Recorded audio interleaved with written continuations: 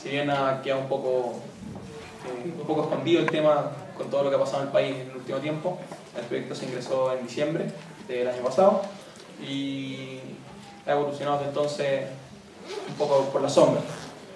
Por eso tenemos acá a Claudio Palavecino, que es académico de la Facultad de Derecho del Trabajo y de Seguridad Social de la Universidad de Chile. Es abogado, diplomado en Seguridad Social y además posee estudios de doctorado en la Universidad de Valencia. Autor de muchos artículos sobre el tema y del libro El Retorno del Inquisidor. Así que pido un gran aplauso primero para Claudio.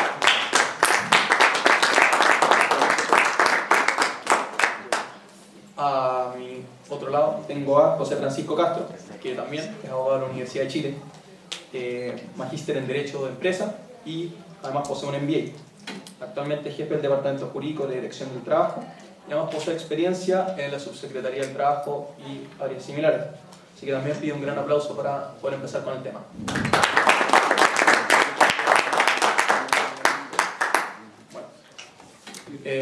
Para partir un poco con la reforma laboral, voy a plantear los temas que han sido tal vez los más importantes. Primero está lo que es la creación de un sindicato titular.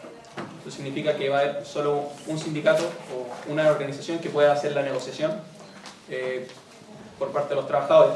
Eso es algo nuevo porque hoy en día sí se permite que otras agrupaciones puedan negociar. Sin embargo, no se niega que haya negociaciones individuales por parte de cada trabajador. Otra cosa que se establece con esto es que se establece un piso mínimo de negociación, que es efectivamente la negociación pasada. Y por último, otro tema que me ha parecido importante es el fin al reemplazo de la huelga. Actualmente uno puede emplear personas, si no me equivoco, y no contratarlas durante la huelga, lo que permite que la empresa siga funcionando. Esto se debería acabar con la nueva reforma. La reforma, como sí, es un cambio al Código del Trabajo que tiene acá José Francisco, que es básicamente la regulación de las relaciones laborales privadas, que marca un poco los derechos y los deberes de los empleadores y de los trabajadores. En específico, esta reforma busca cambiar partes del libro tercero, que es de organizaciones sindicales y del delegado del personal, y el libro cuarto, que es la negociación colectiva. Si bien es un tema muy importante porque tiene que ver con el punto vital de la economía, que es el capital humano. Acá se ponen un poco las reglas del juego de lo que va a hacer esto. Y esto determina finalmente el crecimiento, el bienestar y todo el desarrollo futuro de la nación. Así que por eso, siguiendo las palabras de la ministra Blanco, no hay vuelta atrás con el tema, ya empezamos. Así que dejo primero a Claudio Palavecino para que nos cuente un poco su postura acerca de esta reforma. Quizás mejor. ¿Aló? Sí. Hola, primero que nada, buenas tardes a todos. Le agradezco a Raimundo la invitación y a ustedes la asistencia, porque estos son temas que aparentemente pueden parecer áridos o técnicos, pero que, tal como dice Raimundo, son cruciales para el desarrollo del país o la frustración del desarrollo del país, ¿no? Aquí hay en juego cosas muy importantes en este proyecto, ¿no? Y a mí me parece un ejercicio de responsabilidad digno de aplauso que ustedes estén hoy interesados en esto. Por tanto, les agradezco la presencia. Yo no voy a hablar de aspectos técnicos del proyecto porque el tiempo es muy breve y me imagino que José Francisco quizás ahondará en esos temas. Yo voy a hablar un poco de la ideología del proyecto, digamos, de las ideas sobre las que se sustenta el proyecto y que, en mi opinión, hay allí un poco de mitología, ¿no? El propósito de mi intervención, por tanto, será señalar lo que hay de mito en aquello. Es importante porque el proyecto se construye sobre unas ideas que hoy día están alcanzando un grado de consenso en Chile, pero que son, en mi opinión, en muchos casos ideas erróneas, ¿no? Bien, yo creo que todos vamos a coincidir en que lo que busca este proyecto es fortalecer el sindicato. Así lo declara el propio mensaje introductorio del proyecto, el mensaje que le dirige el presidente o la presidenta, ¿no es cierto?, al Congreso, ¿no? Lo dijo en su momento la ministra del Trabajo, y lo han reiterado, digamos, distintas autoridades. Se trata de fortalecer al sindicato, darle más fuerza al sindicato. Y entonces la primera pregunta es, ¿qué es el sindicato? ¿Qué es un sindicato? ¿No? Hay que partir de lo más básico. Un sindicato es una asociación de trabajadores, ¿no? Que tiene una finalidad, porque la gente se asocia, se agrupa para determinados fines, ¿no? ¿Para qué se agrupan los trabajadores en sindicatos? Básicamente se agrupan para mejorar sus condiciones de trabajo, ¿no? Para mejorar sus condiciones. Ese es el propósito de formar un sindicato.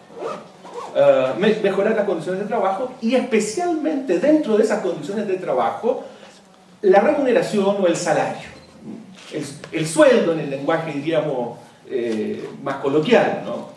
El objetivo fundamental de la organización sindical ha apuntado históricamente a eso, a mejorar los salarios y el resto de las condiciones laborales, como la seguridad en el trabajo, etc. Pero yo diría que lo central ha sido eso, conseguir mejores remuneraciones. ¿Y cuál es la herramienta o instrumento que utiliza la organización sindical para conseguir este fin? Ustedes lo habrán oído, ¿no es cierto? Y que forma parte también de la materia de que trata el proyecto, es la negociación colectiva. La negociación colectiva bajo la lógica, y ustedes entenderán perfectamente, de que la unión hace la fuerza. Es decir, un trabajador individual, ¿no es cierto?, no tiene la fuerza, el poder negociador suficiente, se dice, ¿no es cierto?, para poder proponer al empleador las condiciones de trabajo, ¿no? Pero si todos los trabajadores se juntan, ¿no es cierto?, y negocian en conjunto, sí, de alguna manera logran equiparar la fuerza, ¿no es cierto?, del empleador o del empresario, ¿no? Y de ese modo entonces pueden negociar de igual a igual. Esa es, digamos, la lógica con la que funciona esto. Esto parte de una suposición que alguien me la adelantaba en el diálogo previo que tuvimos, informal, ¿no? Que es la idea de que el empleador tiene la sartén por el mango, ¿no? No sé si me entienden esa expresión, ¿no? Que el empleador, diríamos, tiene la capacidad de imponer las condiciones que quiere al trabajador individualmente considerado. Eso parece ser casi una verdad, diríamos, incuestionable, ¿no? Es lo que nosotros escuchamos permanentemente, la idea de que el empleador tiene la sartén por el mango, el empleador tiene todo el poder, ¿no es cierto?, para poder imponer a los trabajadores las condiciones de trabajo que se le ocurran. Pero eso no es así. Y les voy a explicar por qué no es así. En primer lugar, para eso tenemos que entrar brevemente en lo que es la función empresarial. ¿Qué es lo que hace un empresario? ¿Qué es un empresario? ¿Qué es un empresario? Un empresario es un sujeto, una persona como usted o como yo, un trabajador independiente, así lo llama el Código del Trabajo, que descubre una necesidad insatisfecha. En su comunidad, en su sociedad, descubre una necesidad insatisfecha y él entonces ofrece un bien o un servicio que satisface esa necesidad. Pero para poder, diríamos, desarrollar ese servicio o crear ese bien, necesita cosas. ¿Qué es lo que necesita un empresario, ¿cierto? Un sujeto que tiene la idea de que hay que satisfacer una determinada necesidad y por tanto hay que crear un bien o servicio, necesita factores de producción. ¿Y qué son los factores? ¿Cuáles son los factores de producción? Son básicamente dos: capital y trabajo. Y el capital es capital financiero, plata, dinero, o capital físico, máquinas, una industria, ¿no es cierto?, una planta donde operar, etc. Capital y trabajo. Y aquí hay que sacarse un prejuicio de la cabeza, ¿no? El empresario rara vez es a la vez capitalista, es decir, rara vez es dueño de capital financiero y capital físico. Lo que hace el empresario es ir al mercado, ¿no es cierto?, a comprar factores productivos. Tiene que conseguir primero dinero. El dinero, él no es el dueño del dinero, el dinero se lo prestan. Esos son los capitalistas, los dueños, los que tienen ahorros. Los propios trabajadores a través de las AFP, ¿no es cierto?, las grandes fortunas que tienen sus ahorros, ¿no es cierto?, en fondos de inversión, ¿no?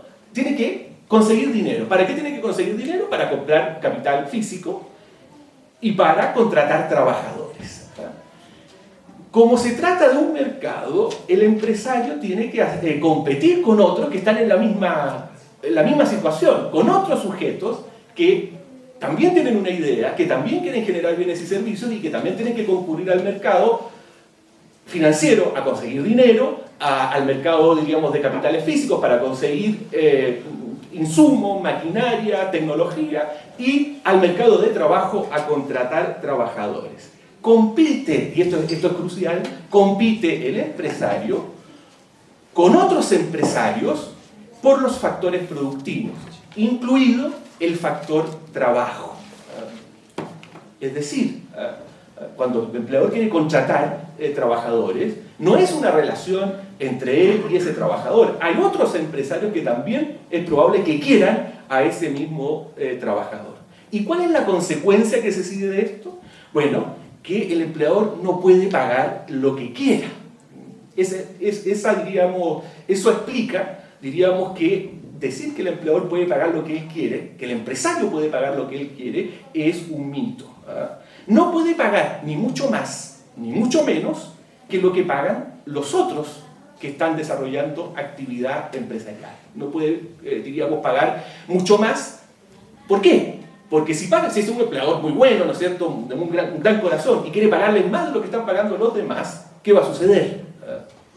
El precio de su producto, de su bien o servicio, se va a elevar por encima del precio que están pagando los demás.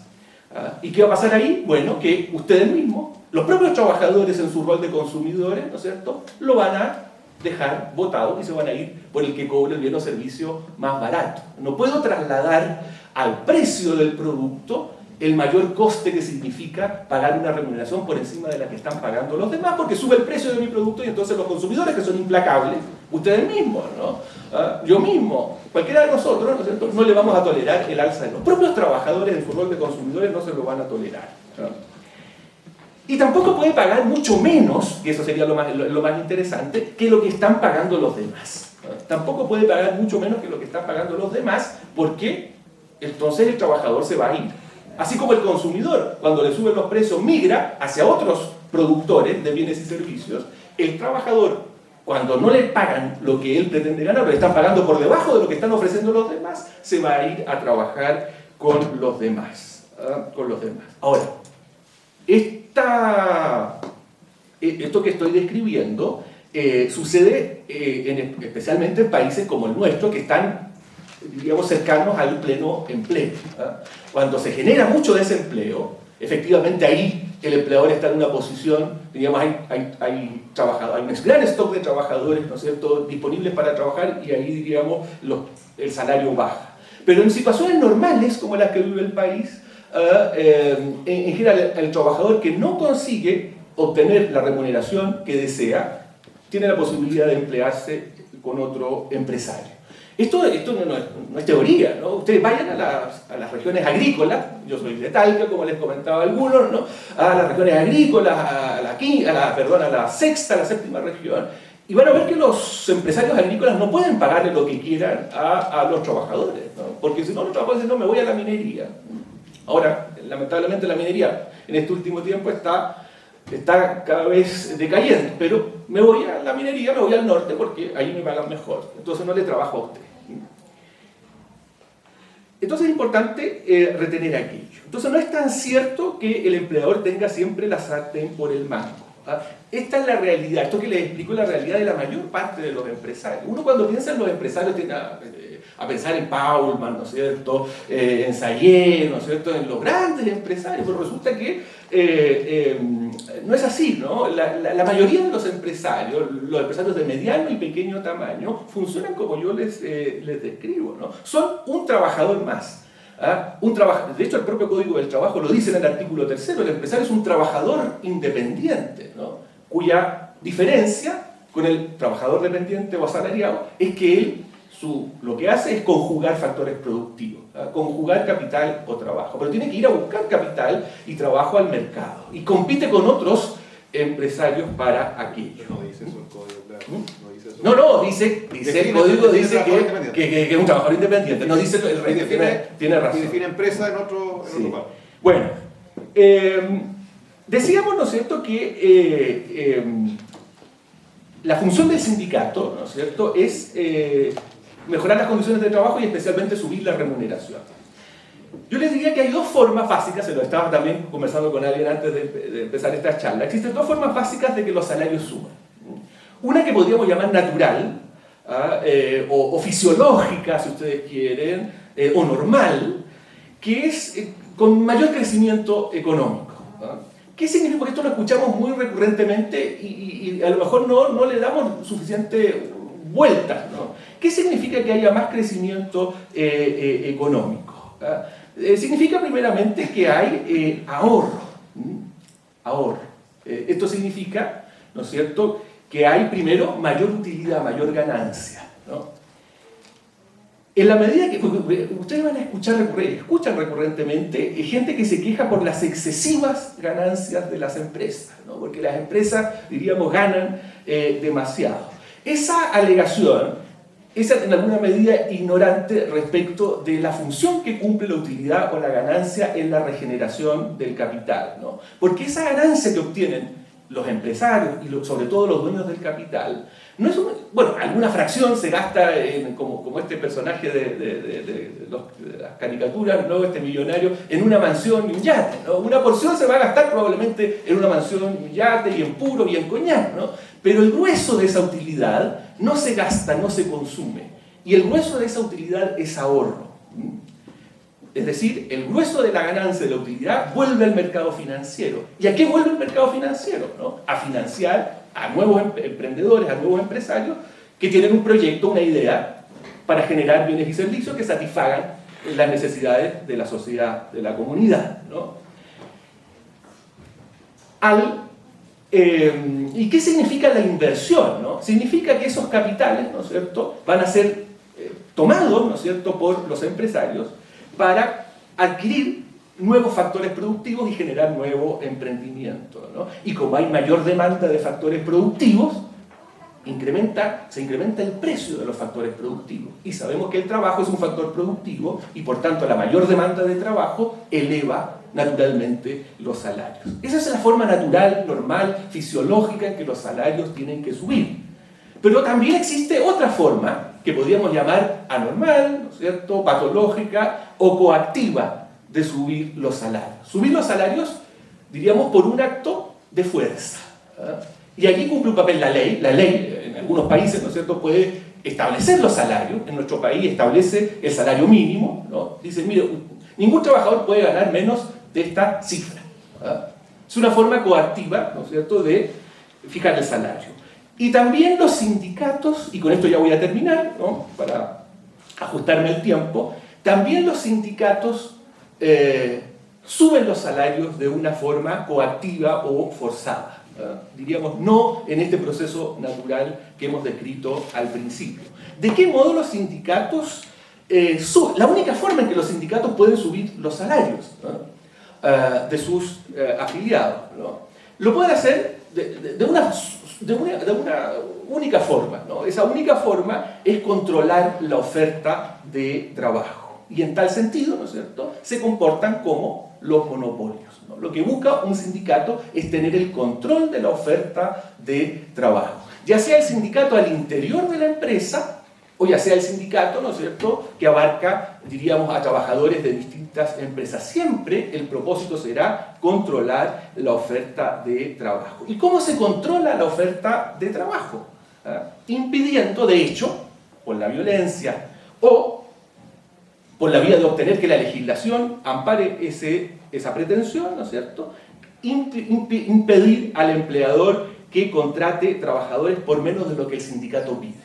Insisto, esto lo puede hacer en algunos momentos históricos, lo ha hecho el sindicato por la vía violenta, ¿no es cierto? Por ejemplo, impidiendo la entrada a la empresa, bloqueando la entrada a la empresa, o bien puede hacerlo con el amparo de la ley, con la protección de la ley. De ahí que, y entro a uno de los aspectos importantes del proyecto, de ahí que lo que demande, o sea, de ahí que uno de los elementos que podrían, no sé si José Francisco coincidirá conmigo, que forman parte del corazón del proyecto, es prohibir el reemplazo de trabajadores en huelga.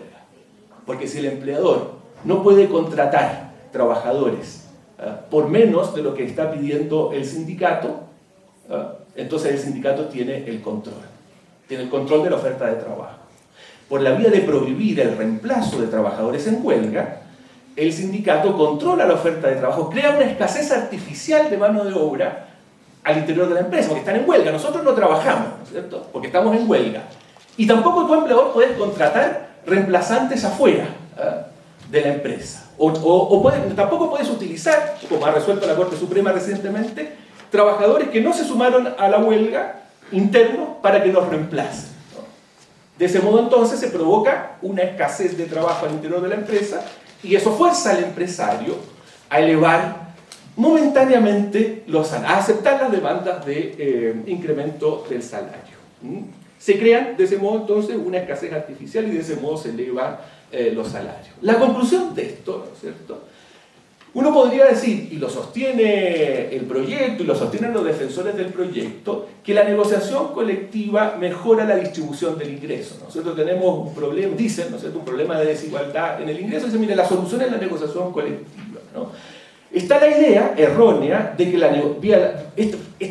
través de este mecanismo que hemos descrito, los trabajadores pueden quitarle al capital parte de su ganancia y de ese modo redistribuir el ingreso. Pero la verdad es que eso sucede solo a muy corto plazo, porque efectivamente el empresario tiene compromisos que cumplir, tiene contratos por los que tiene que responder y si no responde va a ser demandado, ¿no? En un corto espacio el empleador puede acceder a este salario fijado de manera coactiva, no por productividad, sino mediante coacción, ¿no? Puede acceder y va a significar un incremento de remuneraciones para los trabajadores. Pero a mediano plazo lo que va a hacer el empresario para poder seguir siendo competitivo es contratar menos trabajadores y eso genera un efecto socialmente perjudicial para los propios trabajadores que no se van a poder emplear, ¿no es cierto? Para aquellos que no se pudieron contratar por menos que están dispuestos a trabajar por menos de lo que se fijó vía acuerdo colectivo, y para la propia sociedad, porque al no poderse contratar todos los trabajadores que se podría contratar si no se fijara coactivamente el sueldo, el precio del trabajo, los salarios, ¿no?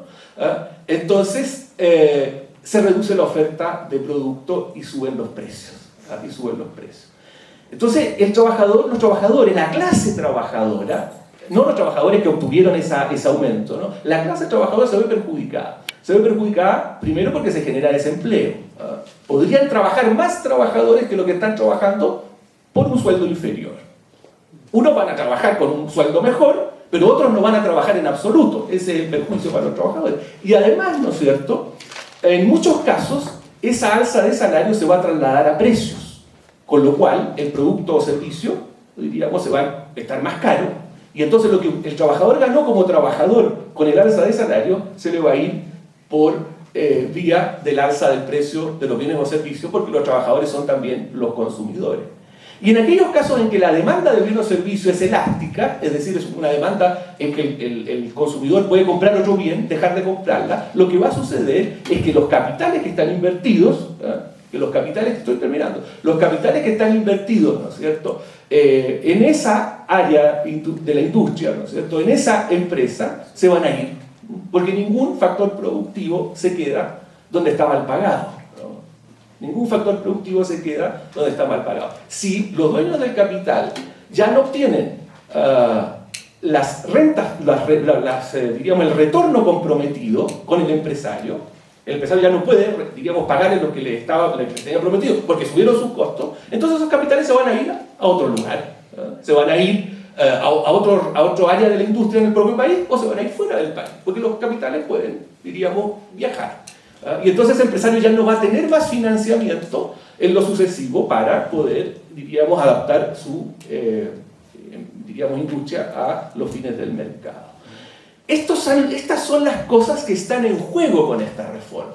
La reforma parte justamente de ideas que son muy comunes, diríamos, están muy aceptadas, que son muy, diríamos, intuitivamente aceptables, pero que son ideas erradas y en definitiva terminan generando más perjuicio que beneficio. Ahí termino y creo que no me pase mucho. No, perfecto. Ahora seguimos con la exposición de José Francisco para continuar con este foro. Sí. Bueno, buenas tardes a todos y todas. Bueno, primero agradecer la invitación. Me parece súper positivo que estos temas se discutan también en los colegios, y ustedes como alumnos interesados también en el debate público. Yo creo que eso es lo que está en el fondo, ¿no? Es bueno que no estén ajenos a lo que acontece en el país, a lo que se está discutiendo, a lo que se está proponiendo. Tengan la opinión que tengan, ¿no? Favorable, desfavorable, más crítica, menos crítica, pero que se interesen por lo que pasa en su país, ¿no? Los romanos hacían las redes públicas, ¿no?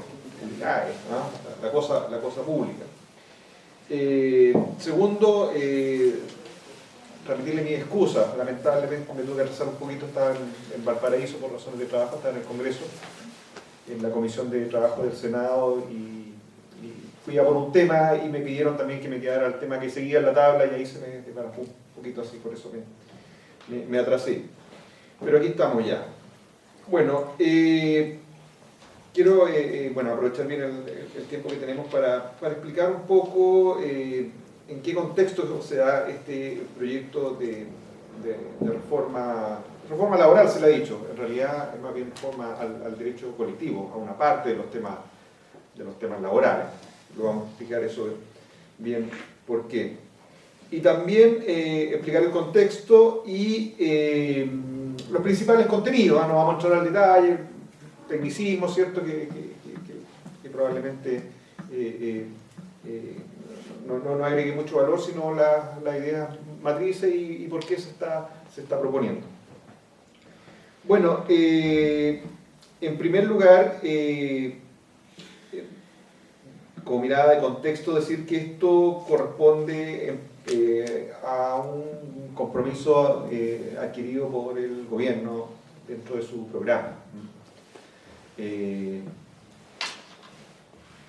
Estaba comprometido en el programa a realizar una modificación en materia de derecho colectivo y en materia de negociación colectiva, no porque sí, y no porque se haya puesto y en definitiva no tenga sentido. Le remarco que está en el programa porque también contribuye a la seriedad de la política, honrar los compromisos que se adquieren en campaña. No puede ser que en un país alguien salga electo prometiendo ciertas cosas y después en la gestión se hagan otras. El proyecto de reforma laboral no tiene nada que no se haya dicho en la campaña y que no esté contenido en el programa de la Presidenta. Eso es así, ustedes lo pueden chequear, está totalmente señalado. Los contenidos están ahí señalados. Segundo, esto no es todo lo que el gobierno está haciendo en materia laboral, ni todo lo que se ha llamado la agenda laboral, es una parte. Muchos de ustedes han escuchado, oye, el proyecto de ley del gobierno no tiene nada de capacitación de jóvenes. No, es que no es el objetivo del proyecto, no porque el gobierno no le interese, sino porque va en otra línea de acción del gobierno en materia laboral. Básicamente, les podría explicar que el compromiso dice relación con tres grandes líneas de acción en materia laboral. Uno, que es uno de los problemas que se ha detectado en Chile, es los índices de empleo, los bajos índices de empleo en dos segmentos bien específicos: jóvenes y mujeres. Jóvenes y mujeres. En mujeres nos comparamos con cualquier país, siempre estamos mucho más abajo en participación laboral. Y ahí, claro, hay una línea específica del gobierno que tiene que ver con capacitación para aumentar la empleabilidad de esos segmentos. Y hay un compromiso, ya se está ejecutando, de los 4 años capacitar en oficio y en materias laborales 300.000 mujeres y 150.000 jóvenes. Por eso no está en el proyecto de reforma laboral, porque va por otro carril. Segundo, hay también un compromiso de modernizar y mejorar la institucionalidad laboral del país. ¿Qué es lo que es la institucionalidad laboral del país? Las instituciones, los organismos con los que contamos en materia laboral, ¿no? no nos sirve de nada que tengamos leyes, que estemos muy claros sobre los derechos que tienen los trabajadores, si por ejemplo, después cuando esos derechos quieren ser efectivos, no hay dónde recurrir, ¿cierto? O la acción del Estado en esa línea es sumamente ineficaz, ¿no? Por ejemplo, si me están vulnerando un derecho laboral, por ejemplo, me están pagando mi hora extra y voy a la inspección del trabajo y nadie me atiende, ¿no? O hay una cola que da 4 veces la vuelta a la manzana, imposible que en definitiva mi derecho se torne eficaz. Lo mismo pasaba antes, después lo voy a explicar un poquito más, pero en materia de tribunal también. Si un juicio durara 10 años, 5 años, ¿quién va a querer ir al tribunal? Nadie, ¿cierto?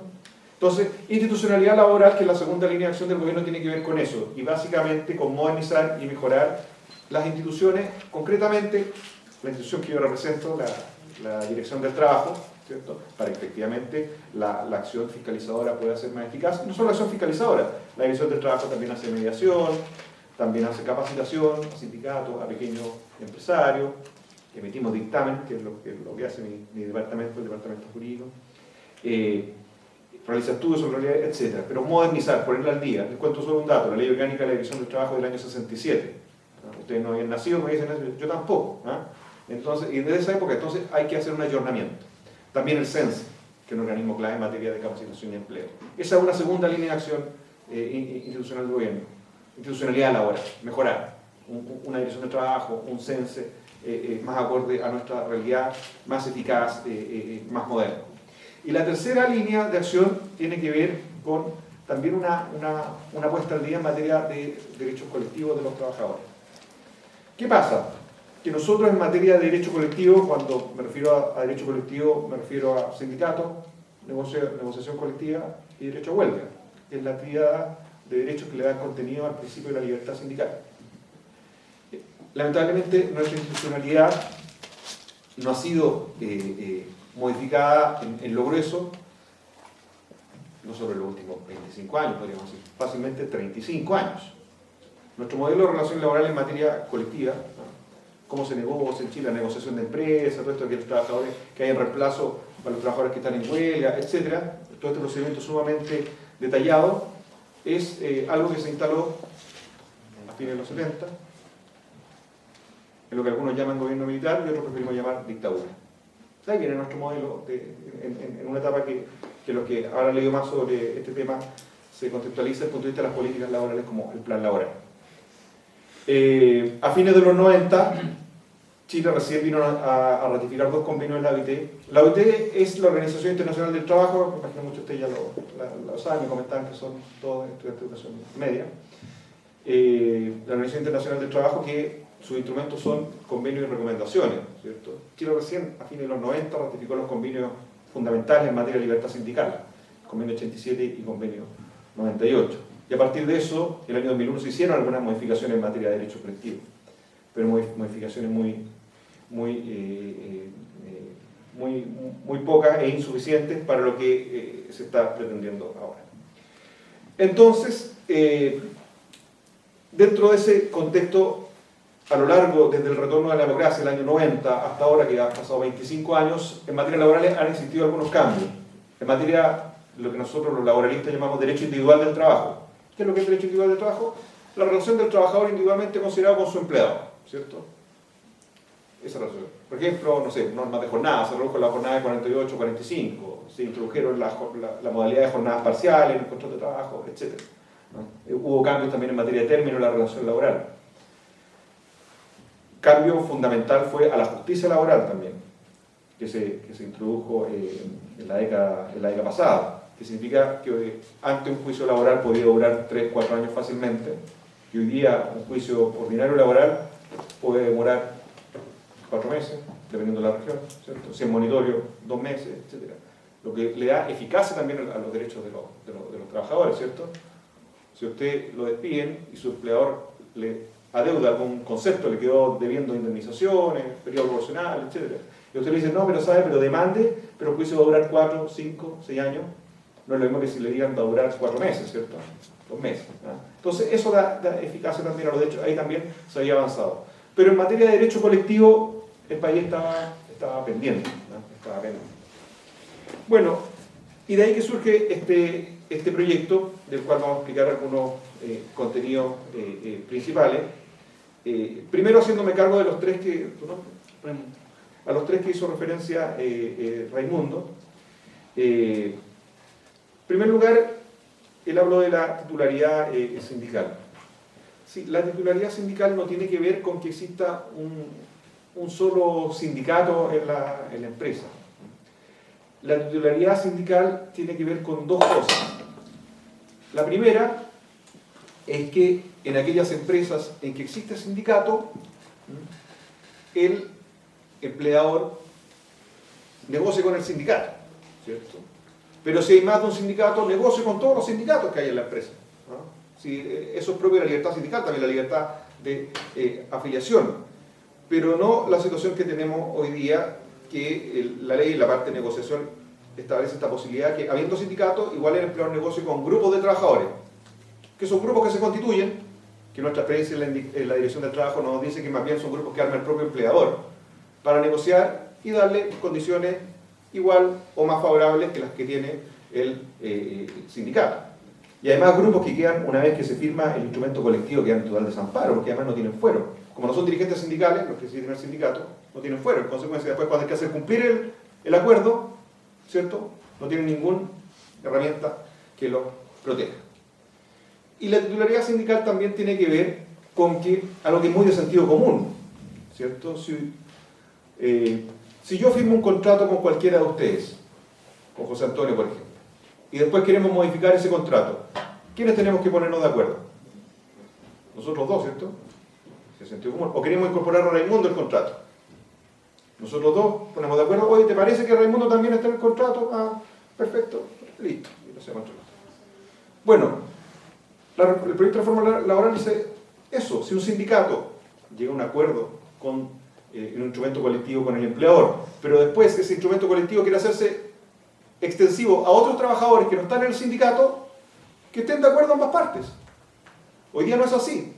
Hoy día solamente el empleador puede extender unilateralmente los beneficios del instrumento colectivo a otros trabajadores sin requerir el acuerdo del sindicato. Estos trabajadores van a tener que pagar una parte de la cuota sindical, 75%, pero la decisión de si se hace extensivo o no ese contrato colectivo es unilateralmente del empleador. El proyecto de reforma laboral dice que sean los dos, que se pongan de acuerdo. Bueno, voy a ir avanzando un poquito más rápido porque si no, algunos temas van a quedar decir. Los pisos mínimos de negociación, algo básico. Si vamos a negociar de nuevo el contrato colectivo, que el piso de la negociación sea lo que ya tenemos, ¿cierto? No tiene lógica, no tiene sentido.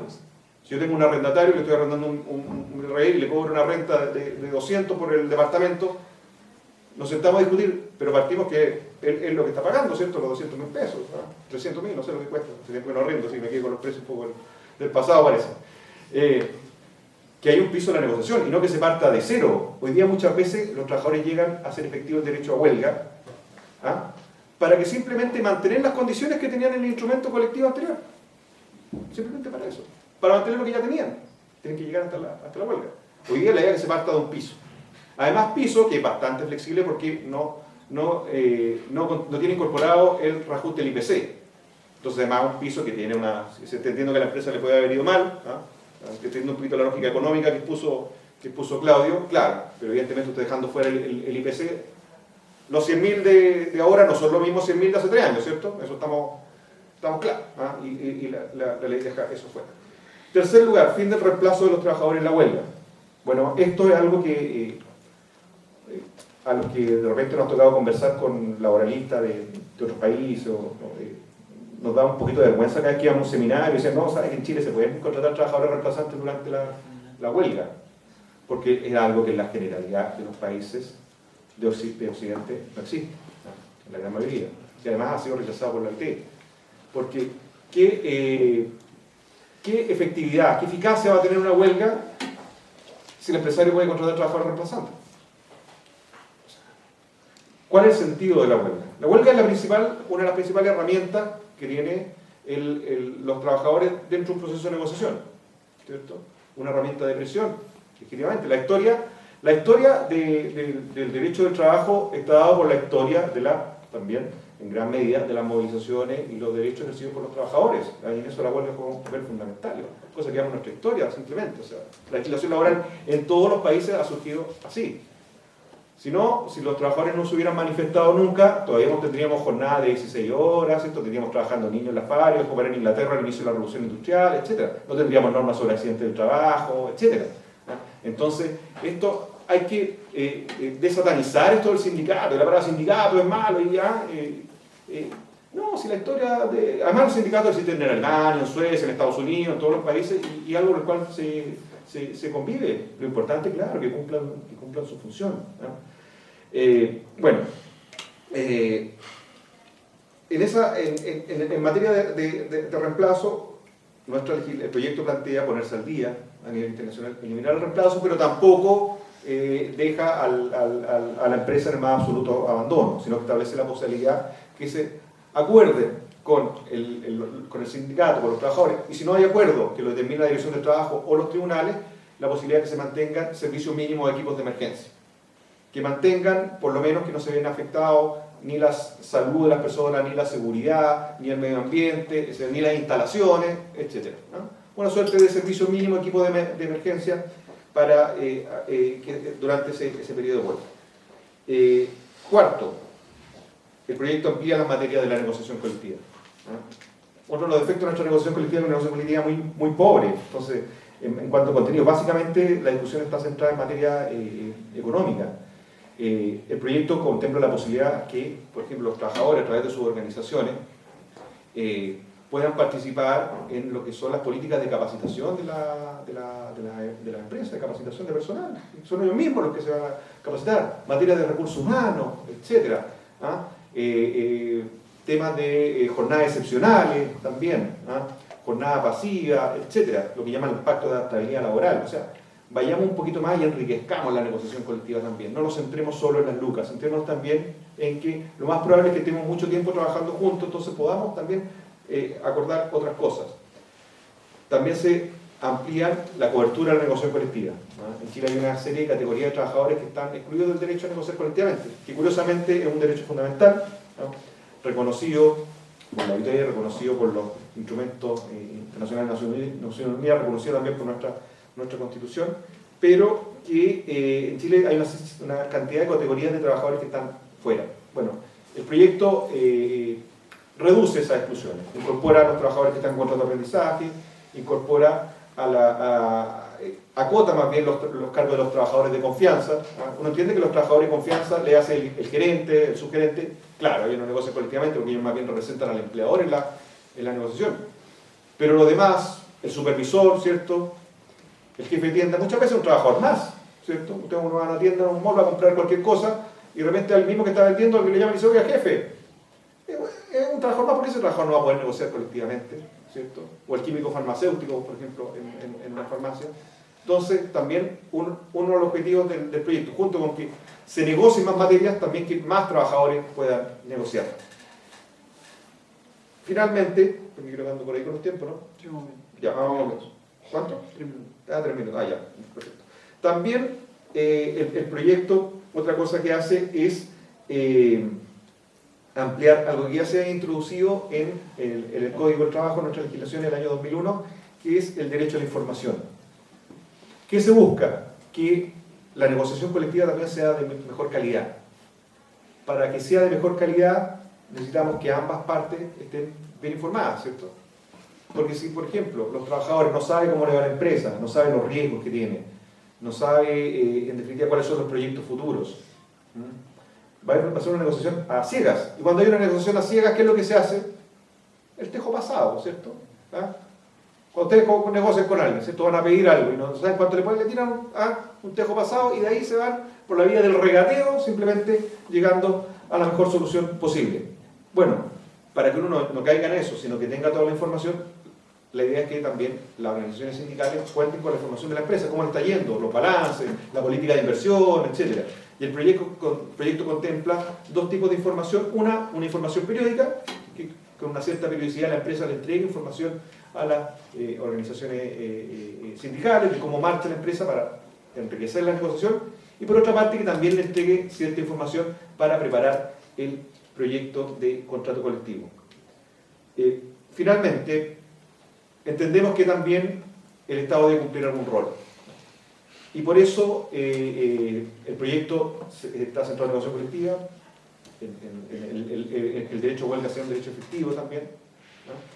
Pero por otra parte que el Estado ponga ciertas herramientas a disposición de los usuarios. Y el proyecto te plantea herramientas. Por una parte, fortalecer la mediación que realiza la Dirección del Trabajo, o sea, si las partes tienen complicaciones para llegar a un acuerdo, que haya más instancias para que se sienten a conversar y con la intervención de un facilitador, un mediador, pueda llegarse a ese acuerdo.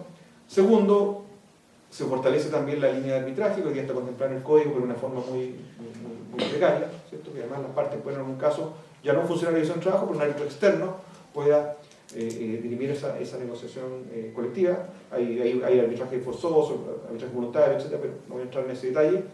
Y tercero, una tercera línea de intervención total también por la vía de la asistencia técnica. ¿Qué significa asistencia técnica? Apoyo a los que negocian. Y ahí existen varias medidas, especialmente para apoyar la negociación a las micro y pequeñas empresas. Nosotros entendemos que no es lo mismo una negociación colectiva de una gran empresa que puede contratar un equipo asesor, ¿cierto?, con gente bastante competente, abogado, economista, ¿cierto?, que con un emprendedor, tal vez los términos que plantea Claudio, que probablemente tenga una empresa muy acotada, donde él es el dueño, pero a la vez es el dueño y el junior. Él es el que manda, pero a la vez el que paga las cuentas los días lunes, probablemente. Entonces, claro, requiere un tratamiento especial y el proyecto contempla también varias medidas para ir en apoyo de las micro y pequeñas empresas. Eso nomás, muchas gracias. Bueno, siguiendo con esto, vamos a dar 5 minutos de réplica a cada uno de los expositores para que nos planteen un poco cómo afrontan las críticas de sus diferentes posturas.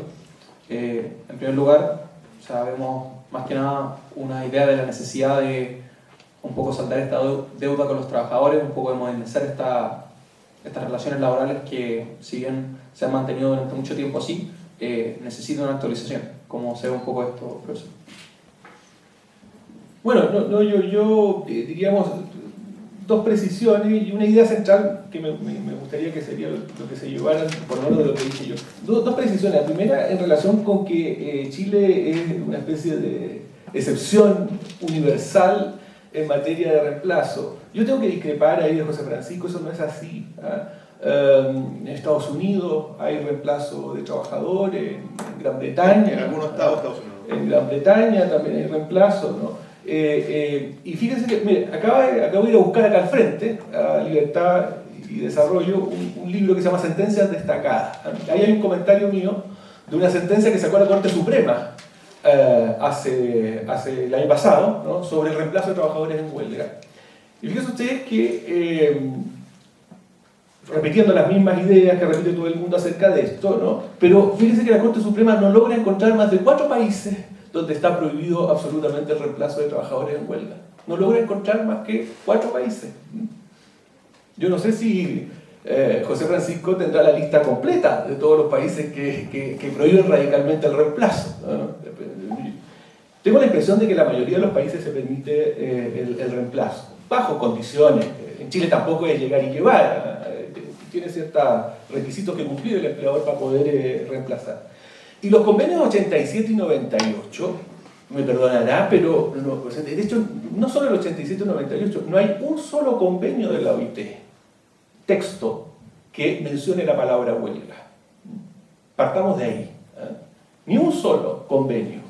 Los convenios de la OIT son una especie de acuerdos que adopta la Asamblea General de la OIT, donde están representados empresarios, trabajadores y jefes y estados. Son tripartitos, ¿no? Tienen el rango de tratados internacionales. No hay ninguno, ni el 87 ni el 98, que mencionen siquiera la palabra huelga. Cuando se dice la OIT sostiene que está prohibido el reemplazo, no son los convenios, son las interpretaciones que hacen dos entidades o diríamos oficinas al interior de la OIT, que son el Comité de Libertad Sindical y la Comisión de Expertos para la aplicación de tratados y recomendaciones. Órganos que hoy día están cuestionados justamente, formalmente, están cuestionados formalmente Porque la representación empresarial en la OIT sostiene que han excedido absolutamente sus competencias, diciendo lo que no dicen los convenios. No hay un acuerdo de la Asamblea General de la OIT que se refiere a la huelga. No hay acuerdo en la Asamblea General de la OIT sobre el alcance de la huelga. Entonces, seamos cuidadosos cuando citamos, diríamos, los convenios. Los convenios. Y la idea fundamental con esto, sí, la idea que yo quisiera que ustedes se llevaran, ¿no es cierto?, de lo dicho aquí, ¿no?, es que, insisto, hay dos formas de subir el salario. Una forma, diríamos, natural, con mayor productividad, mayor utilidad que se quede en manos de los que generan la utilidad, no que la confisque el Estado para utilizarla en algunos casos muy necesarios, pero en otros derechamente despilfarrarla. Que la utilidad se quede en el poder de los que generan la utilidad, porque esa utilidad principalmente cumple la función de regenerar el capital, generar mayor ahorro, más inversión, más demandas por factores productivos y a la vez subida natural de los salarios. La otra opción es la opción del monopolio sindical, que puede ser la opción democrática, ¿no? Puede ser lo que votó la gente, lo que quiere el país, pero planteémoslo como es el monopolio sindical que pretende el control de la oferta de trabajo para por esa vía artificial elevar los salarios. Eso daña al país, eso daña a la economía, eso daña a los consumidores y daña finalmente a los propios trabajadores. Bueno, por el otro lado, vemos un poco las críticas también de la reforma laboral, y lo dijo el profesor un poco al final de su presentación, hablando un poco de lo que es la región laboral y el desempleo. Sin embargo, también hay otros sectores que critican un poco que falta la reforma estructural, que ya explicaste un poco eso, pero si pudieras profundizar tal vez un poco estas ideas, cómo va a afectar a futuro. ¿Por el desempleo? Sí. Ya, a ver, dos precisiones. Primero, yo no dije que los convenios 87 y 98 consagraran el derecho a huelga.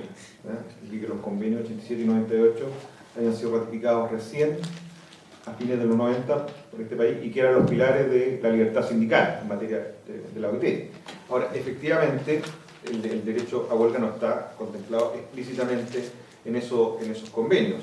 Sí es la interpretación que han hecho los órganos que mencionó Claudio, el Comité de Libertad Sindical y el Comisión de Expertos, pero está consagrado expresamente en el Pacto de Derechos Económicos, Sociales y Culturales, que es un tratado internacional también ratificado por Chile, que también es vinculante, y en otros también instrumento internacional. Segundo, en materia de reemplazo de trabajadores en huelga, yo creo que el tema es al revés. O sea, en Chile está permitido el reemplazo. O sea, yo no sé, de lo poco que conozco yo, en Sudamérica no existe ningún otro país. En general, en Europa tampoco. Tengo dudas sobre el caso de Inglaterra, que planteó recién Claudio, que voy a investigar, pero los países que me ha tocado estudiar: España, Italia, Francia, Alemania. No es algo que esté permitido reemplazar a los trabajadores en huelga. Claro, tiene que ver también porque la negociación colectiva allá también tiene otra lógica, más bien una negociación por sector de actividad económica o por rama, pero en Sudamérica conviven ambos modelos, negociación por rama y también negociación por empresa. Mi impresión es que el reemplazo sigue siendo una situación bastante excepcional, que además es lo que han dicho los órganos de la OIT cuando han visitado Chile. En reiteradas ocasiones les han dicho eliminar la posibilidad de que los trabajadores durante la huelga sean reemplazados. Hay muchos informes de las visitas que ha hecho la OIT a Chile donde se señala eso. En tercer lugar, respecto de yo no entiendo mucho esto del monopolio sindical, ¿no? En Chile tenemos una pluralidad sindical. No tenemos una central sindical, tenemos 3 centrales sindicales. En las empresas grandes no hay en general un sindicato, hay más de un sindicato al final. Hay un respeto por la libertad sindical, como la posibilidad también de constituir distintas organizaciones. Lo que se trata de efectivamente ir acotando y reduciendo son los grupos de trabajadores que tienen estas situaciones irregulares que señalamos, los grupos negociadores, ¿no? pero que la contraparte natural del empleador sea el sindicato es algo como casi tan antiguo como el derecho del trabajo moderno, lo voy a poner para que si alguien cree un poquito que no es ignorante, pero el sindicato es algo sustancial al derecho del trabajo. ¿Ah? Yo me acuerdo, le voy a poner un ejemplo, tomándome la libertad un poquito porque creo que esto es muy gráfico. Yo me acuerdo que cuando yo era chico había una cancha cerca de mi casa, una cancha bien bonita que habían construido en el lugar donde yo viví. Y con unos amigos íbamos una pelota y chuteábamos ahí, ¿cierto? En el arco. A veces me tocaba ponerme en el arco, a veces chuteaba conmigo. ¿Ah? Yo no era muy bueno, con el tiempo tampoco mejoré mucho, pero lo hacíamos. Y después vimos que había un campeonato que se jugaba, y vi que los días sábado y domingo, ¿cierto? Jugaban todos y jugaban unos con camisetas, y nosotros queríamos jugar. Y nos dijeron, ya, pero tiene entonces que entrar a uno de los clubes, o constituir un club para participar en el campeonato de fútbol que decía ahí. Bueno, resulta que en materia laboral es lo mismo, efectivamente, no es monopolio sindical, sino que evidentemente si usted quiere una contraparte de un empleador, una contraparte donde tenga las reglas claras, tenga estatutos, ¿cierto? Los dirigentes tengan fuero, evidentemente esa es la organización sindical. Y eso es tener institucionalidad sindical en un país, ¿no? Bueno, me quiero hacer cargo también de lo que plantea Raimundo respecto del desempleo. Mi experiencia, yo, aunque no lo crean, soy viejo en temas laborales, porque elegí esta disciplina hace bastante tiempo. Y aquí siempre, cuando al país le va bien económicamente, el discurso es, no hagamos cambio, ¿ah? Porque si vamos bien, ¿para qué vamos a hacer cambio? Le vamos a echar a perder, cuando las cifras económicas son buenas. Y cuando las cifras económicas son malas, no, pues si estamos mal, ¿para qué vamos a hacer cambio? Entonces, un poquito este discurso lo vengo escuchando siempre. Y efectivamente, yo recuerdo, ¿ah? Me tocó estar en la reforma del año 2001, donde efectivamente los mismos actores que hoy día hablaban de desempleo decían que iba a ser una catástrofe esa reforma, ¿ah? Que se iban a doblar las cifras de desempleo, y realmente eso no pasó. Eso no significa que uno tenga que ser irresponsable, ¿no? Efectivamente, los cambios hay que plantearlo con responsabilidad para no afectar el desempleo, porque claro, ¿ah? Tan grave o más grave que un trabajador que no le respeta su derecho que un trabajador que está cesante, ¿cierto? Un trabajador que no puede llevar los recursos a su familia, y el desempleo efectivamente es un drama social, ¿no? Pero por eso esta reforma también ha buscado de cierta manera buscar cierto equilibrio. Por una parte con reconocimiento de los derechos de las organizaciones sindicales, los derechos colectivos, pero por otra parte también, y aquí sobre todo por la vía de los pactos de estabilidad laboral, permitir que el empresario también pueda hacer ciertos ajustes en la empresa, pero ajustes negociados. Si la flexibilidad laboral en sí no es mala. Lo malo es cuando yo soy el que digo cómo hago la flexibilidad nada más, y mi contraparte no tiene nada que aportar. Si en definitiva podemos tomar medidas flexibles, ajustar jornadas, ajustar la forma en que producimos, pero también pongámonos de acuerdo. Finalmente, quiero plantear, y llamo a esto principista, que mi visión de los temas laborales, más que de los temas económicos, es hablar de derechos sociales. Hablar de derechos sociales, ahí tengo un matiz fuerte con Claudio. Yo creo que cuando hablamos de trabajo, cuando hablamos de remuneración, cuando hablamos de condiciones de trabajo, cuando hablamos también de los temas sindicales, ¿cierto? De constituir sindicatos, de negociar, estamos hablando de derechos sociales que están referidos, ¿cierto? En último término, a cómo nos relacionamos nosotros como personas, ¿cierto? Y cómo el Estado es capaz de garantizar que todos podamos hacer efectivos esos derechos. Eso es más, muchas gracias. Bueno, a modo un poco de conclusión, antes de pasar a una breve ronda de preguntas, muy brevemente, me gustaría que plantearan finalmente si esta reforma va a ser efectivamente un aporte para el país, si va a cumplir necesariamente los objetivos que plantea, y en resumen, si es necesario o no. No, yo creo que no. Voy a aprovechar esta pregunta porque parece que no quedó clara mi exposición, ¿no? ¿Por qué yo hablo del monopolio sindical, ¿no? Porque el sindicato se comporta como un monopolio. ¿Qué hace un monopolio? ¿Qué es lo que busca el monopolista? Eliminar a la competencia, ¿no? Porque la competencia puede ofrecer el bien o servicio que oferta más barato, ¿no? ¿Cómo se tiene que comportar el sindicato? Y es una cosa que no es de maldad, es por naturaleza. ¿Cómo tiene que comportarse el sindicato para poder elevar el salario? Tiene que impedir que otros trabajadores, los no sindicados, los que no forman parte del conflicto, logren contratarse a un precio menor que el sindicato quiere obtener, diríamos, por el factor trabajo, ¿no? Y la reforma apunta en esa dirección. ¿Cómo? Prohibiendo radicalmente el reemplazo de trabajadores en huelga. Entonces, en el fondo, el sindicato consigue tener el control de la oferta de trabajo porque el empleador no puede contratar a otros trabajadores que están peor empleados o que derechamente están cesantes para, diríamos, reemplazarlos a un precio más bajo. Ese es el comportamiento típico del monopolista, ¿no? El enemigo, fíjense, el enemigo del sindicato no es el empleador, no es el empresario, es el trabajador que está dispuesto a trabajar por menos. Es ese el enemigo del sindicato, ¿ah? El trabajador que está fuera de la empresa o fuera del conflicto y que está dispuesto a trabajar por menos de lo que el sindicato quiere que le paguen a sus afiliados. Es ese el que finalmente paga el costo del alza de los salarios, ¿no? O sea, que sacarse la idea de que el empresario es el enemigo del sindicato, ¿no? El enemigo del sindicato es el trabajador que está allá afuera, que está cesante o que tiene, diríamos, una renta más baja, ¿ah? Y que está dispuesto a trabajar por menos en esa empresa. Y eso distorsiona, diríamos, todo el funcionamiento del sistema productivo. Bueno, la misma pregunta, un poco la conclusión, si vamos a necesitar esta reforma y si va a cumplir con los objetivos que se busca plantear. Bueno, eso es algo que uno puede mirar desde el punto de vista proyectivo.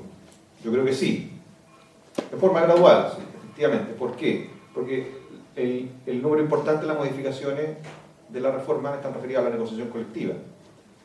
¿Y cuándo se van a aplicar estas normas? En las negociaciones colectivas nuevas que se vayan generando. Entonces, es una reforma cuyo impacto se va a ir, además, midiendo gradualmente. O sea, aquellas organizaciones sindicales que tienen contrato colectivo que todavía le quedan 2 años, cuando negocien después, que vence ese instrumento, se va a ir notando. Además, el proyecto de ley tiene un periodo de vacancia legal que se llama, que es que no entra en vigencia inmediatamente. Lo que hasta el momento tiene aprobado la Comisión de Trabajo de la Cámara de Diputados es que se entra en vigencia al inicio del 7º mes, o sea, va a haber 6 meses de espera. Si se publica en el diario oficial en septiembre, recién entrará en vigencia en marzo, para las negociaciones que empiecen a realizarse a contar de esa fecha. Yo creo que es una oportunidad para los actores laborales, en definitiva. Es una oportunidad para las organizaciones sindicales para cumplir mejor su rol, con más información, de forma más profesional, mejores negociaciones, pero también es para los empleadores, para los empresarios, para reconocer a los trabajadores organizados como interlocutores legítimos y poder concordar con ellos mejores condiciones de trabajo. Bueno, y para cerrar, vamos a dar espacio para alguna pregunta del público. ¿Alguien tiene alguna duda sobre alguna de las exposiciones? ¿Una pregunta para ambos? Sí. Bueno, buscando en internet, encontré una frase, Claudio, que hablaba de, no sé si la fiabilidad de la frase, pero decía: yo soy un hombre de principio, no creo en la negociación colectiva. No, yo creo que ese es un poco el tema de fondo de... Sí. El tema, me gustaría si se lo pueden como tocar, discutir. Sí, esa frase es mía, esa frase es mía, porque los alumnos malvados tienen una página allí que se llama Wikiderecho, ¿no? Y nos tienen página, Wikipedia, nos tienen página todos los profesores y ponen todas las cosas que yo digo, ¿no? Pero fieles a pero fíjate, yo soy un liberal, yo no lo oculto. A mí, miren, ¿no? Esto es Libertad y Desarrollo, ¿no? Que está ahí al frente. Que por cierto tiene un catálogo de libros muy interesante, yo les recomiendo que vayan. Tienen nada más que cruzar la calle, vayan allí porque ahí hay literatura muy interesante. Yo soy liberal. Y fíjese usted, la Revolución Francesa la hicieron los liberales. Derrocaron al rey, le cortaron la cabeza, ¿no? Y fíjese lo que hicieron los liberales franceses apenas llegaron al poder, ¿no? Eliminaron todas las organizaciones gremiales, las eliminaron. los gremios, las corporaciones, etc., ¿no? Y efectivamente la organización sindical tuvo que primero dar una larga batalla, primero para que se la tolerara y después para que se la reconociera, ¿no? No creo en la negociación colectiva por las mismas razones que acabo de explicar, ¿no? Me parece que la negociación colectiva, diríamos, a ver, maticemos, no creo en la negociación colectiva como un mecanismo, diríamos, eficiente para elevar los salarios. Hay otras materias que pueden efectivamente negociarse colectivamente, los temas de seguridad en el trabajo, ¿no es cierto? Cuestiones relativas a condiciones comunes. Pero en materia de salario yo prefiero, como buen liberal, ¿no es cierto?, que eso se fije, diríamos, de manera natural por el mercado, ¿no? Y esa frase, no me desdigo de esa frase. Ahí surge la pregunta principal, desconocer cómo esa negociación colectiva no podría ser también negar que existe una fuerza colectiva detrás, es decir, si yo tengo un campo y contrato a una persona individualmente para que lo trabaje, totalmente distinto si contrato 10 personas, porque con una lo podría comparar como si lo hiciera yo, pero al contratar 10, el tiempo, la eficiencia y probablemente la calidad del trabajo es totalmente distinto. Entonces, sí existe una fuerza colectiva y la pregunta es si es que esta... Sí, pero que no niega la fuerza colectiva. No cabe duda, colectiva. existe una fuerza colectiva. La pregunta es, y como existen también, diríamos, asociaciones delictivas, ¿no es cierto? La pregunta es, ¿vamos a permitir que esa fuerza, diríamos, utilice la fuerza para fijar, diríamos, los salarios? Esa es la cuestión. Puede ser sí, pues la respuesta puede ser sí, ¿no? Puede ser, mira, efectivamente es bueno que los trabajadores impidan la contratación de otros trabajadores para poder generar escasez artificial de trabajo y poder elevar su salario. Uno puede decir que eso es bueno. Pero digámoslo como es, no lo ocultemos en toda una retórica, como tú crees que es, o una retórica, diríamos, de derecho, ¿no? Estos son derechos, esto es, diríamos, nada más que devolverle a los trabajadores lo que se les quitó, ¿no? Ahí también hay mitología, porque todo finalmente termina en la falacia al Pinochetum, ¿ah? Todo es culpa de Pinochet, ¿no? Pero fíjense que las tasas de sindicación en Chile han sido históricamente bajas, ¿ah? Históricamente bajas. Hubo un pic después de la ley de sindicación campesina a fines de los 60, si no me equivoco, pero las tasas han sido 10, 8, 9, 10, 11%, no sé cómo están ahora.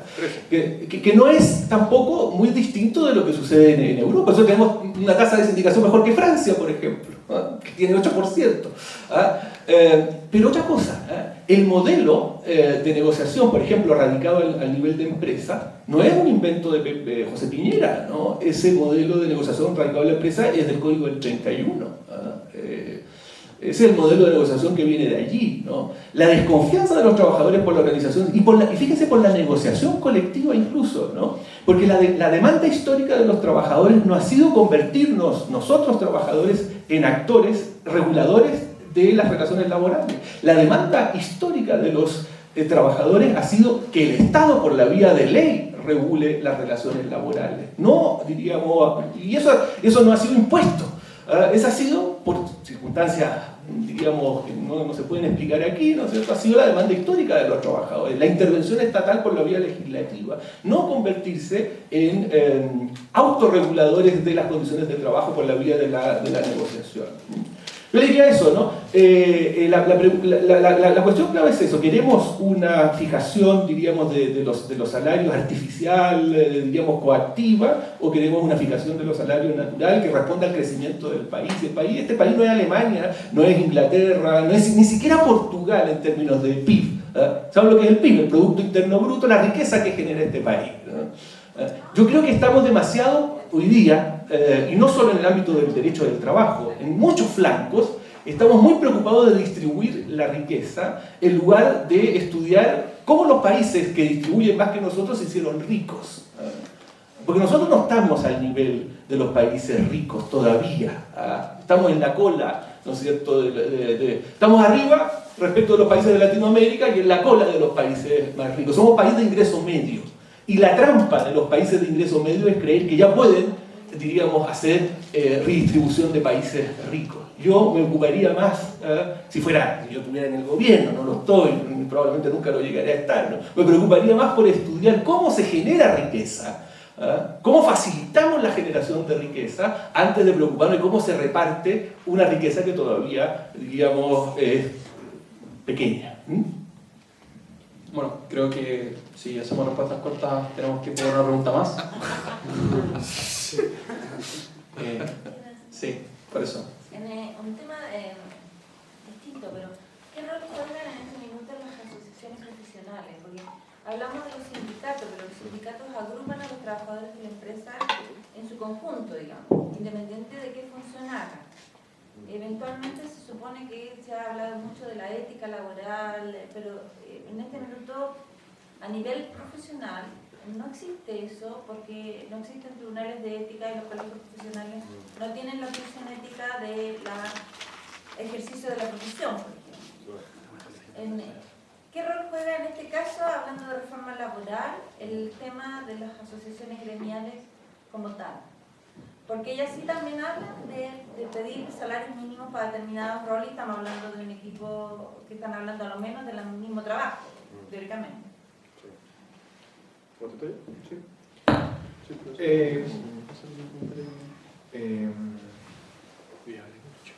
Sí, del desahogo de Claudio no voy a hablar. Él se dice la liberal, bueno. Respecto de las asociaciones de profesionales, me quiero se refiere a los colegios profesionales. Sí, bueno, ellos antiguamente tenían una tuición ética que perdieron. Cuando se disolvieron los derechos. Sí, no quiero hablar de la dictadura porque se pone nervioso Claudio que ha hecho una obra Pinochet. Entonces No tengo ningún complejo. Yo era chico cuando pasó todo eso. Sí, claro, bueno. Así que no. Pero efectivamente, en el mismo periodo perdieron la tuición ética. Yo he conocido algunas mociones parlamentarias por ahí que en algún momento querían retribuir esa tuición ética, pero a nivel de gobierno, bueno, yo trabajo en la dirección del trabajo, esto no va por la línea de laboral, de lo laboral, pero yo no me ha tocado conocer un proyecto que quiera restituir esa tuición ética. Además, cada vez es difícil porque en algunos sectores profesionales, claro, hay un colegio profesional único, pero en algunos otros hay una diversidad. Yo me acuerdo que me titulé de abogado y el mismo día que me dieron el título me llevaron a un cóctel, no sé, claro, lo mismo. Me dieron un cóctel al colegio de abogados y nos recibieron y hicieron escribirnos a todos. Y efectivamente estuve participando ahí hasta que sentí que no tenía ningún rol que sigo participando. El problema es que no estoy con mis cuotas al día, pero sí participo en otra colegios profesionales que dicen relación más bien con mi disciplina, la Sociedad Chilena de Derecho del Trabajo, etc. Entonces, eso pasa en muchas profesiones. Yo creo, y disculpe que me aleje un poco, pero yo creo que esto de la tuición ética, hay un tema central ahí que tiene que ver con la ética en general, que efectivamente hoy día parece que para que la persona no haga algo tiene que ser ilegal nomás, porque si no, esto de los parlamentos, bueno, aquí ha grabado, cuidado. De funcionario del gobierno. Soy funcionario público, pero lo vamos a señalar de todas maneras. Esto que haya que haber prohibición expresa para que los parlamentarios entiendan que no había dedicación exclusiva. Yo creo que algo a muchos nos genera dudas, ¿cierto? No era como de sentido común, ¿cierto? Que la dedicación, el trabajo parlamentario debía ser dedicación exclusiva. Parece que no era de sentido común. Entonces yo creo que muchas de esas cosas están pasando mucho. Pero quiero tomar su pregunta, pero otro tema. Yo creo que hay algo que existía antes, que era la posibilidad de establecer ciertos sindicatos, organizaciones sindicales por categorías profesionales, o los sindicatos de estamentos, por ejemplo. Que hoy día en Chile no la tenemos, y es algo que está ahí como discutiendo porque el Código del Trabajo dice que el sindicato puede ser de empresa, interempresa, de trabajador independiente, o de trabajador eventual recetatorio, y otros tipos de organizaciones sindicales. En esos otros podría caber un sindicato de estamento o no, que por ejemplo el tema que tienen los supervisores de la empresa minera, que ellos quieren un sindicato de puros supervisores, no quieren estar con... Entonces, hay un tema que ahí está dando voto y que todavía no queda muy claro. ¿Por qué? Porque para el sindicato no es solo importante constituirse como organización sindical, sino que negociar, ¿cierto? porque es un sindicato que no negocia. Y el sindicato, otros que dice el código, ese sindicato no negocia colectivamente, entonces no le es útil esa fórmula. En cambio, el sindicato de empresa sí negocia colectivamente. Entonces, hay un tema, ¿por qué? Porque, claro, efectivamente, si uno pudiera interpretar con en mayor línea de lo que son los convenios internacionales, uno podría decir, claro, también es legítimo que sean los mismos trabajadores quienes determinen la forma en que se organizan. Bueno, y finalmente, porque parece que no hay más preguntas. Vamos a espacio para una. Va a dar espacio para. Pero efectivamente que, a ver, uno cuando se plantea sobre un determinado tema puede hacerlo de distintos espacios y de distintas perspectivas. Y mi aproximación a los temas del trabajo son, punto de vista profesional y punto de vista de vocación también, como abogado dedicado a los temas laborales, ¿ya? Y esa es mi visión. Entiendo que a otras disciplinas les corresponde aproximarse desde otras perspectivas, y el diálogo entre las distintas personas son los que enriquece el resultado final. Por eso el lenguaje nuestro, y mío particularmente, un lenguaje enfocado desde el punto de vista de los derechos, que en definitiva por qué decidí entrar a estudiar Derecho a la Universidad de Chile, donde me parece que además que estudiamos los dos juntos, donde nos formamos como abogados. Perfecto. Paso para la última pregunta. Primero darle gracias como centro alumnos por haber venido los dos. Queríamos hacer ese alcance. Y una pregunta súper corta, que es más por una completa ignorancia por parte mía y quería saber cómo funciona esto. Cuando los empresarios dicen que ganan, no sé, X cantidad de dinero y esa la destinan al ahorro, ¿por qué pasa el ahorro al sistema financiero como tal y después puede ocuparse por otras personas? Lo que pasa es lo siguiente, ¿no? Toda la gente persigue su interés, ¿no? O sea, quien percibe utilidades, grandes utilidades, pequeñas utilidades, eso, digamos, no hay forma de determinarlo. Quien percibe utilidad, obviamente que va a gastar parte de esa utilidad en cosas, va a comprar cosas para satisfacer sus necesidades, la de su familia, etc. Pero una parte de esa utilidad no la va a destinar a gasto, sino que la va a destinar a generar más utilidad. Porque si yo gasto toda mi plata, bueno, eso puede ser una opción, ¿no? Pero si gano mucho, voy a tener cubiertas mis necesidades y me va a quedar un excedente. Ese excedente lo puedo meter en mi caja fuerte, que es lo que hacen muchos, ¿no es cierto?, que obtienen esas platas, diríamos, sin declararla a la agencia tributaria, ¿no? Entonces, lo puedo meter en una caja, pero ese dinero va a quedarse ahí, digamos, y por un proceso, diríamos, económico que se llama inflación, ¿no es cierto?, ese va a ir depreciando y voy a ir perdiendo ese dinero. Lo inteligente sería que yo le sacara producto a ese dinero. ¿Cómo le saco producto a mi dinero? A mi dinero, diríamos. A mi dinero ahorrado. Ahorro es el dinero que yo no gasto, que no consumo. ¿Cómo le saco producto a mi ahorro? Bueno, ustedes dirán, lo ponen en el banco. Esa es una opción. Pero poner el dinero en el banco no significa que lo van a meter en la caja fuerte del banco. Puede ser, pero no es lo usual, ¿no? El banco, ese dinero se lo va a prestar a personas naturales, pero también a empresarios. La otra posibilidad, hay otras posibilidades, ¿no? Por ejemplo, poner esos dineros en fondos mutuos, comprar acciones de empresas, ponerlos en fondos de inversión, ¿no? A eso me refiero cuando yo digo que ese dinero se va al mercado financiero. ¿Qué quiere decir, no? Que ese dinero entonces queda a disposición de gente que demanda dinero. El ahorrante, a través de los bancos, de los fondos de inversión, etc., oferta dinero. Es lo que pone, diríamos, dice, mira, yo tengo plata. Y hay otras personas que dicen, necesito plata. Entonces yo te ofrezco, tú me prestes esa plata y yo te doy más por la plata que me prestas.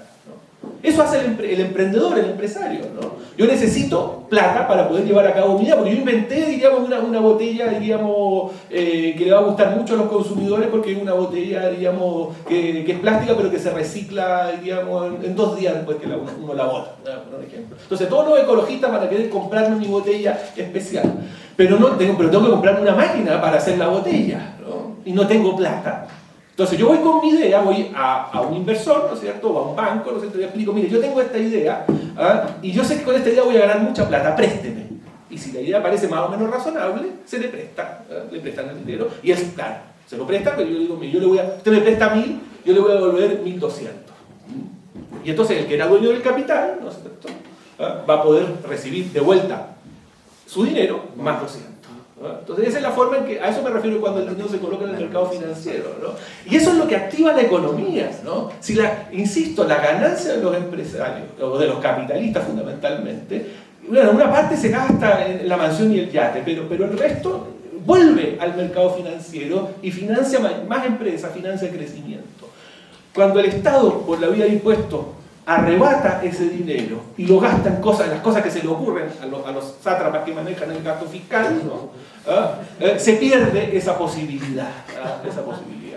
Porque hay, insisto, dinero que se gasta bien en hospitales, en atención de pobres, etc. Pero hay dinero que se despilfarra derechamente, ¿no? ¿Por qué los altos burócratas tienen que tener auto con chofer?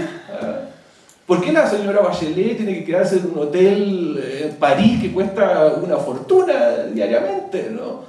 Podría ser un hotelito más modesto, que con algunas condiciones de seguridad para que la protejan. No quiero decir la obscenidad que cuesta el hotel en que se queda la señora Bachelet en París diariamente, ¿no? Entonces, ese dinero queda mejor en manos de quien genera ese dinero, porque financia la reactivación económica, reactiva la economía, financia nuevos proyectos de emprendimiento. Si usted lo quita, si el Estado lo quita, lo confisca, lo malgasta una parte significativa de esa plata. Ahora sí que sí, para terminar, la última pregunta, José Antonio. Sí. Preguntar respecto a si esta reforma contempla algún cambio en el tema de los subcontratos, que yo creo que es un tema que está últimamente muy en boga e incluso es parte de las peticiones, banderas de lucha por la cual la Universidad de Chile está en paro, no sé, el subcontrato de los personas de SEO. Y también ahí extendir un poco la pregunta a Claudio, ¿qué legitimidad existe en subcontrato para el mismo dueño de la empresa? Es decir, yo tengo la libertad para fijar las condiciones de cada uno o me tengo que atener a estas como prácticas antisindicales, no sé, la reforma si contempla. No, esta reforma no contempla legislar en materia de subcontratación. En el entendido que hubo una modificación, ¿cierto?, el año 2006, que lamentablemente con el tiempo ha ido demostrando ciertas imperfecciones. La reforma del 2006 reguló básicamente 3 líneas de materia: el suministro personal o la empresa de servicios transitorios, la subcontratación, y también introdujo normas en materia de salud y seguridad, con una amplitud que incluso iba más allá de la subcontratación. Y yo creo que en materia de suministro personal y en materia de salud y seguridad, en general esas normas han sido importantes, ¿no? Pero en materia de subcontratación, un tema también que en algún momento ahí se trabó una discusión sobre las facultades fiscalizadoras que tenía la Dirección del Trabajo, no han sido no han sido lo suficientemente eficaces. Pero un tema que se deberá evaluar por las autoridades e ir eventualmente, no está en la agenda laboral del gobierno, ¿no? Pero si eventualmente se decide en algún momento volver a legislar, ir en un proyecto aparte. No creo en la actual administración tiene su agenda laboral definida, está en el programa de gobierno, yo le di los principales rasgos al comienzo de mi intervención, pero es algo que evidentemente está ahí, por así decirlo, en observación, ¿no? Sobre todo para tolerar, sobre todo desde un punto de vista de prevenir determinados abusos.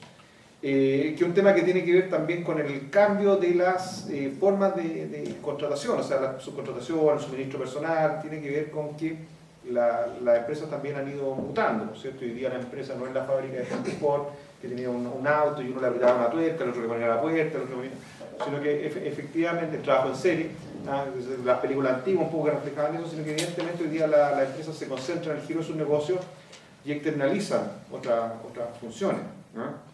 Pero lo importante es que esa externalización se haga con respeto de los derechos laborales. Yo creo que lo que mejor ha funcionado ha sido la responsabilidad subsidiaria o solidaria de la empresa principal, ¿cierto? De la empresa principal. Pero no podemos pretender que una empresa realice todo ella misma, ¿ah? Y que, por ejemplo, la alimentación sea con trabajadores propios, la labor de seguridad sea con trabajadores propios, el transporte de valores sea con trabajadores propios. Evidentemente hay una externalización. En segundo término, creo que tenemos que ver también que una cosa es efectivamente la variable económica que está presente en las decisiones que toman los actores laborales, ¿no? Pero también ver cómo esas decisiones se dan en términos concretos. O sea, ojalá todos los actores económicos, en definitiva, lo que es ganancia, lo reinvirtieran efectivamente y eso se distribuyera, pero lamentablemente hemos visto que no todo es así, ¿no? Y la lógica del Estado, ¿no? y el rol que cumple el Estado no es, ¿cuál fue la palabra que utilizaste? De quitar a los... Confisca, el Estado confisca. De confiscar, no, utilizaste otra palabra que no recuerdo. Los sátrapas del gasto fiscal. En todas las sociedades, ¿cierto?, hay necesidades sociales que satisfacer, ¿no? Y hay bienes que son públicos, ¿cierto?, que hay decisiones que se toman en colectivo. Evidentemente, uno de los desafíos es reducir lo que puede ser mal gasto, pero evidentemente, o sea, a través del erario fiscal se satisfacen necesidades tan básicas como las labores de seguridad, de hospitales, ¿cierto?, de la justicia, etc., ¿ah? Labores de seguridad interna y externa. Entonces, es importante esto porque es frecuente y es muy fácil hacer simplemente una crítica al Estado. Lo que tenemos que hacer es una crítica y una exigencia al Estado, que el Estado sea efectivamente eficiente y que si yo voy a una institución, esa institución me entregue un servicio de calidad. Si yo voy, me dicen, mire, esto certificado va a estar el día tanto, ese certificado de calidad. Porque inevitablemente nosotros aquí no vivimos solos, convivimos, somos una comunidad. Estamos en un momento donde lo colectivo está como disminuido frente a lo individual, ¿ah? Estamos en una sociedad que realmente es muy competitiva, ¿cierto? Y prima el éxito individual, y el éxito individual se mide por tener plata. Y el que no tiene plata, que no gana mucho dinero, no es exitoso, ¿cierto? Y se supone que, si no es exitoso, entonces supone que la felicidad vinculada como al éxito y el éxito vinculado a tener muchos recursos. Pero necesariamente la persona no vive, convive. Y el sentido de comunidad será también cómo nosotros podemos preocuparnos de nuestro beneficio personal, sino también ayudar a que seamos una mejor sociedad para todos. Profesor, en un minuto, ¿algún comentario? No, sí, que la subcontratación no está satanizada, pero lo que pasa es que tal como lo vi ahí coincido perfectamente con Juan Francisco. José Francisco, perdón.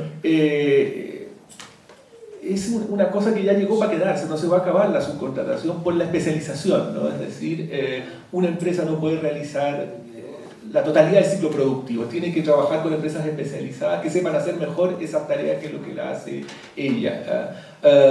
Eso lo aceptó, diríamos, en su momento el gobierno de la concertación y presentó un proyecto que finalmente se tradujo en que se acepta la subcontratación sin límite, pero se establece una responsabilidad para la empresa que encarga a otras empresas la ejecución de determinadas tareas del ciclo productivo. Y esa responsabilidad yo coincido que ha funcionado bien, o sea, no se desentiende completamente la empresa llamada principal, técnicamente empresa principal, de los trabajadores de estas empresas auxiliares, porque tiene que responder en el evento de que la empresa auxiliar no responda. Me parece que ahí los derechos de los trabajadores están debidamente digamos, cubiertos, ¿no? Y el tema de la universidad es un tema muy puntual y casi un pretexto, ¿no? Resulta que echaron a 2 trabajadores y había, parece, una relación afectiva ahí con algunos alumnos, ¿no es cierto? Y entonces se tomaron la facultad porque quieren que las contrate directamente la universidad. Pero aquí yo les cuento, y esto es una anécdota, pero se forma una idea, ¿no? Antes, yo creo que en la época en que estudiamos, a lo mejor tú eres más joven que yo, el personal de aseo eran funcionarios públicos de la universidad, ¿no? Y el aseo no funcionaba bien. Porque los funcionarios públicos tienen estabilidad en el empleo. Uno lo puede echar salvo que incendien o roben. No lo pueden echar, salvo que incendien o roben. Y entonces el aseo funcionaba mal. Y uno veía ahí a los funcionarios tomando el sol, fumándose un cigarro, conversando, y vaya usted a pedirle algo que hiciera algo, ¿no? Y eso funcionaba mal. Y entonces se tuvo que subcontratar el servicio de aseo en la facultad. Por una empresa privada, ¿no es cierto? Y el aseo ahora, la facultad está limpia, ¿no? Y ese es todo el asunto, ¿no? Es todo el asunto. Es un tema. Y ahora quieren volver a que los funcionarios de limpieza sean funcionarios públicos con estabilidad en el empleo y digamos, probablemente se repita cíclicamente el fenómeno, ¿no? Va a demostrarse luego que eso es ineficiente y vamos a volver a la... Así es este país, ¿no? Bueno, ahora sí cerramos, pido un aplauso para los expositores.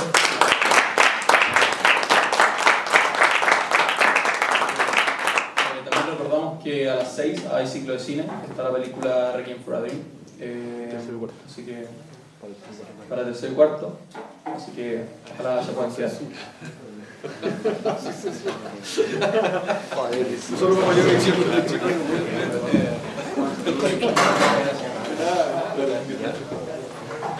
Muchas gracias. De a poco. De a poco puede implementarse. Sí, lo decimos. Muy agradable conversar estas cosas. Tiene que empezar de a poco porque estamos acá, ya un idioma que nos amenaza el servicio. Pipo, sácate, Pipo. Pipo. Por ejemplo, Hay que ayudar.